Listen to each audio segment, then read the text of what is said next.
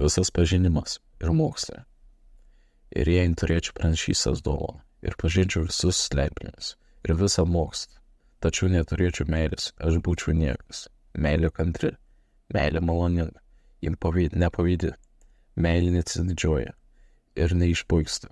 1 Korintiečiams 13 skyrius, nuo 2 iki 4 eilutės. Jėzus yra meilė, jis yra kantrus ir maloningas man. Tik jame yra visa išmintis ir pažinimas, bet jis to nesinaudoja, nesigeria ir neišpuiksta. Meilė visuomet ieško to, ką galėtų mylėti. Todėl Dievas sukūrė žmogų, kad galėtų jį mylėti. Žmonės yra jo paveikslas, tad jie taip pat ieškoti kažko, ką galėtų mylėti. Ši meilė tuomet išsigimsta, kai žmoguje viskas pradeda suktis tik apie jį patį. Tai žinoma nėra laisvė, meilės, kurią Dievas mums numatė. Esame pamokslautojų, pastorių teologų, o taip pat ir mėgėjų, kurie mėgsta pažinimą ir mokslus. Jie skaito Bibliją, studijuoja aiškinimus ir turi pilnas gerų idėjų, teisingų paaiškinimų galvos. Tačiau jie ginčijasi dėl teisės arba jų pačių pažinimo, iškelia aukščiau kitų.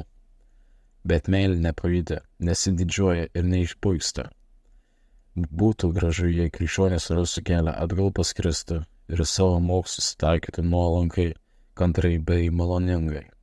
Kitaip tai yra baidimas nuo Evangelijos. Jėzus priešingai viską žinojo, tačiau niekam to neiškrovė. Jis nepavydėjo, neišpuiko ir nesididžiavo jo tuo.